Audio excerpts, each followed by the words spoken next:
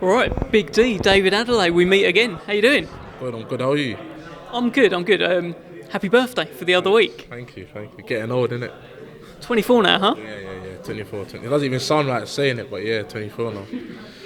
A lockdown birthday. What'd you do? Stayed in the gym. Are you just saying that because you're a boxer and you want to be like, oh, I'm always hungry, I'm always in the gym? Like, did you actually? Nah, I mean, was in the gym. I had a session in the morning, went home, ate session in the evening. Just a normal day. They're in camp right now, so I celebrate after Saturday. But I mean, birthdays are birthdays anyways. There's nothing really special about it. It's just another day for me. Well, you put up this post on your Instagram, and I saw it. There was like some scrawny kid like flexing. Yeah. I swiped over, and then it was you. Yeah. That scrawny kid was you, wasn't it? Yeah, that was me when I was about 15. I was still about 90 kilos there, believe it or not. I was about 89, 90 kilos, and I was about 14 or 15. So yeah. Are you offended I said scrawny? Nah, trust me. It goes in one ear out the other. So what's going on, Dave? You got fight number 4 coming up. You happy with how everything's going so far? Yeah, I mean, no complaints. Ticking over, staying in the gym, learning the craft, and just about going out there on Saturday and executing it. It feels like in the 3 fights we've seen so far from you, there's been steady improvement every time. Do you think that's the case? Do you agree? Yeah, definitely. I mean, you learn after every fight anyways. I mean, I learn every day in the gym. Just about going out there and fighting, like doing certain things, and like I said, just trying to improve from my last fight. Do you watch your fights back? Yeah, I do watch them back. I mean, I don't watch them back a lot, but I watch them back, and I like to see what I did right, what I did wrong, what worked, what didn't work, so I know what to not do in my next fight or what to do in my next fight. So how far have you come along since the last fight then? What percentage-wise do you think improvements we've seen? I'm going to give a percentage, but I mean, I think Saturday a lot of people are going to be impressed. So yeah. It's Danny Whitaker that you're taking on. This is a guy who's beaten Jonathan Pilato. He's probably coming to win, Jonathan Pilato was another prospect. Frank Warren signed, took his O. Is he going to take yours? Hell, I'd rather be dead than him do that, and I mean that. I mean, look, like I said, you go into these fights, and then I've been in the gym with these big boys, and I look at the likes of, the main events, and I think to myself, I could mix it with these boys. So, boys like the guy I'm going to be fighting on Saturday shouldn't be a problem for me. Have you seen him around the hotel at all? I've seen him once or twice, didn't pay him no mind. I think he's just embracing the moment as it, literally, and I think he's just trying to soak it all up. I can see him walking around me doing certain things, but once you get in the ring, it's a different ball game, isn't it? So you're not one of the sort of guys that sees their opponent in fight week, sort of does high fives and that. See you on Saturday, bro, kind of guy. You don't seem like that. We ain't friends. Far from that. I mean, we ain't friends before that. I doubt we're gonna be friends after. I got nothing to say to him. So yeah, it is what it is. I mean, I'm punching leather in his face. I doubt he wants to be my friend after that anyways. That's no way to make friends, David. What are you expecting from him then? He's obviously going to come and win, or try to come and win and whatnot, but I mean, when I'm stopping him and I'm hitting him with some stiff shots, I doubt he's going to have that same ambition. And look, I've been in some tough spars before, mate, and I've always come out so feeling all right. I've done in the amateurs for years. I mean, it's just nothing new. All it is we've got no vest on this time, and it's going to be on TV. Been there 1,001 times, and I mean, I ain't really paying no attention to nothing because it's just another fight. But I think he obviously just thinks that I think I'm some sort of god in this game. But I got a self-belief and I can back it up. Well, you say you're not paying much attention. One thing you did appear to be paying attention to was Fabio Wardley against Richard Lartey the other night. You sent out a tweet saying, "Look, once I'm done with this, I'm coming for all these boys." It was something like that. Yeah. What did you mean?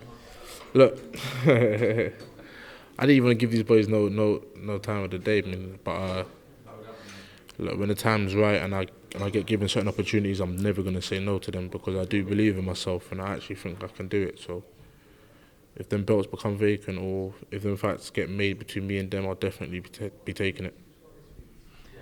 You seem like a man who's sort of in a rush. Like you can see these fighters ahead, Fabio Wardley, guys like that, Nathan Gorman. You're probably adamant that you could beat them today, but you've only had 3 fights. Is there frustration that you haven't had 10 fights yet and then you could jump straight in? You know what, it actually is. I mean, if I had X amount of fights, I would have been asking for them fights now.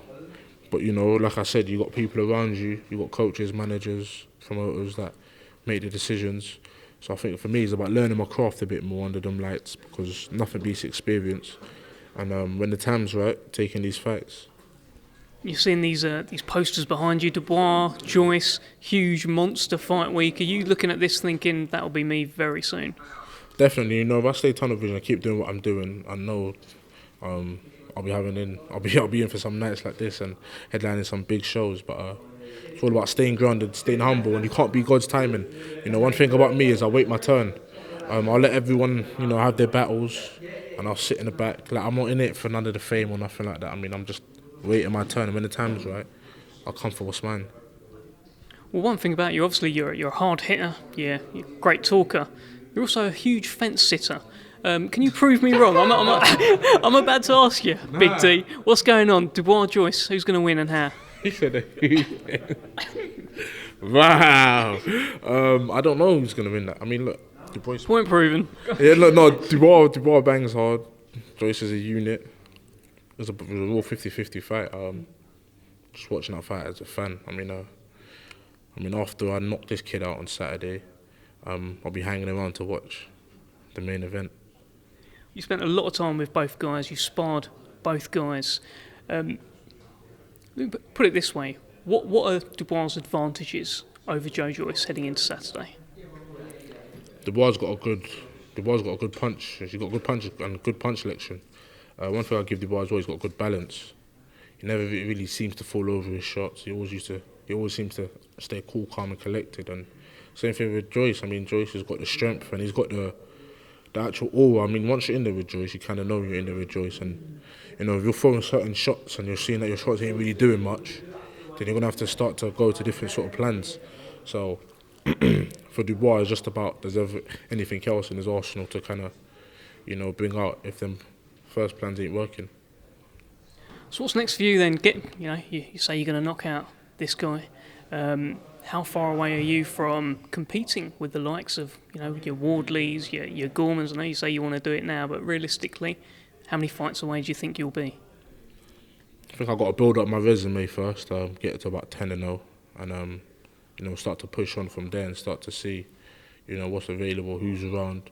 You know, the thing about the boxing game is the scene's always changing. So by the time I get to 10-0, these fighters, you know, they might have been knocked out, or they might be pushing on. So, you know, calling these guys out now is more or less irrelevant. It's just about, you know, focusing on my own journey right now, and when I get there, see who's still around and see what belts are vacant, or see what belts I can fight for.